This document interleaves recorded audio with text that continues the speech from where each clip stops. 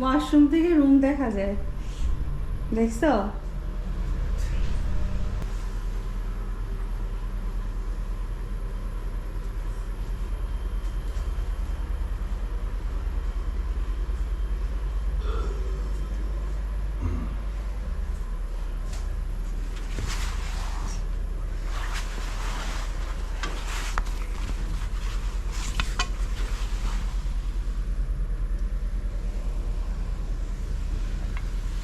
বারান্দার অবস্থা ভালো না। ওয়াশরুম স্ট্যান্ডার্ড, সাবান দিছে, হট অ্যান্ড কোল্ড, বাথটাব আছে, বাথটাব থেকে রুম দেখা যায়। আর এখানে রোপ দিছে, স্যান্ডেল দিছে, অন্য দুইটাতে পাইনি। হেয়ার ড্রায়ার আছে, লক আছে, কি লক, লাইট আছে।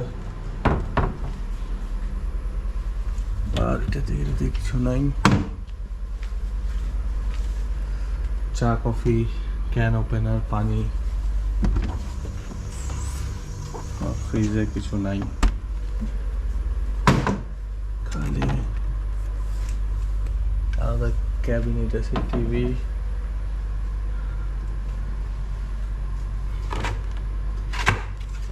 রুলস রেগুলেশনস, বিয়ের দেখি খাবার মেনু। আচ্ছা, চার্জিং সকেট এখানে দুইটা, ওইখানে দুইটা, ওইখানে দুইটা, এখানে দুইটা। সো চার্জিং ক্যাবিনেট এনাফ আছে। এটা হলো রুমের বারান্দা। আমরা পেয়েছি 202, একদম কোনায়। আমারই চলে আর কি, মিডিয়াম রেঞ্জের ভিতর।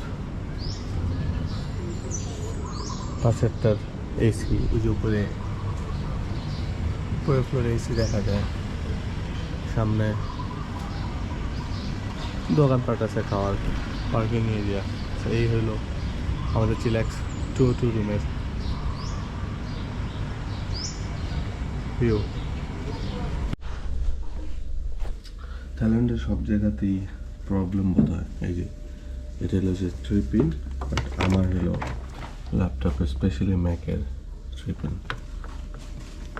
এটা কোনোভাবে ঢুকবে না, এটা ঢুকবে না। তো এটা পুরো থাইল্যান্ডে সবগুলো হোটেলে আমি পেয়েছি, কোনো হোটেলেই ঠিক মতো ল্যাপটপ চার্জ দিতে পারেনি। সো আপনারা থাইল্যান্ড যদি আসেন অবশ্যই কনভার্টার পাওয়া যায়, থ্রি পিনকে 2 পিনে কনভার্ট করে, ওরকম একটা কনভার্টার 7-Eleven থেকে কিনে নেবেন, যেটা খুব বেশি দাম পড়বে না। আমি এটা অবশ্যই প্রাতনাম থেকে কিনছিলাম, 20 বাতের মতো হবে। সো এটা দিয়ে আমি চার্জ করছি। সো 3 পিনে কোনো কিছু আপনার এখানে কাজ করবে না, কনভার্টার কিনে নেবেন। 3 পিনগুলো সব এরকম হবে, বা ম্যাক্সিমাম শুধু 2 পিন থাকবে। 3 পিনের ডিভাইস থাকলে আপনারা সেইভাবে আগে থেকে প্রিপারেশন নিয়ে আসবেন। দেখি ওদের বলো 6th ফ্লোরে পুল আছে। পুলে যদি আমাদের যাওয়া হয়নি, আমরা 2 দিনই সকালে পেরেছি, রাতে আসছি, শপিং ঘোরাঘুরি সব মিলে ছিলাম। আজকে আপনাদেরকে দেখে পুলটা কেমন হবে। রিসোর্টটা বেশ বড়ই আছে, এখানে 1511, 1500 সিরিজের রুম।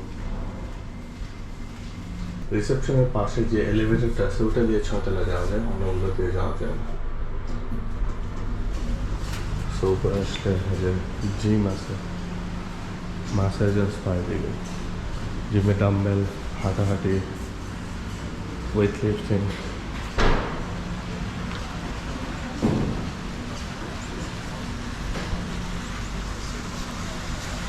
পুল এরিয়া খুব একটু বড় হবে না, এখন 4-5 ফিটের বেশি হবে না। সোফা যতটুকু মানুষ আছে দেখি, এখানে ড্রিঙ্কস, জুস বার আছে।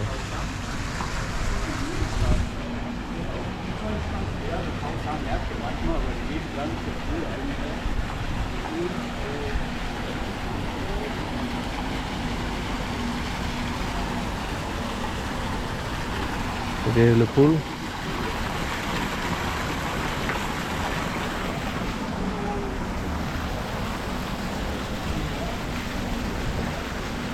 City view with pool.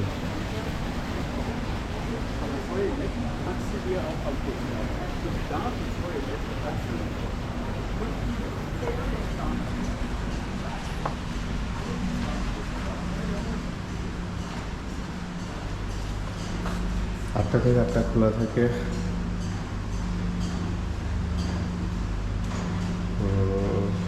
R normally অন্যান্য জায়গায় যেরকম রুলস থাকে ওরকম রুলসই দেওয়া।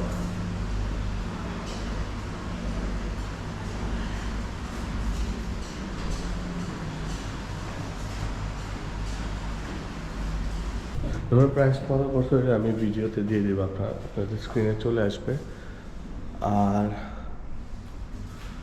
বেশ ভালোই বড় আছে, যেখানে 1200 থেকে ওই কোনায় যে আবার বামে যেত আলাদা রুম পাওয়া যাবে।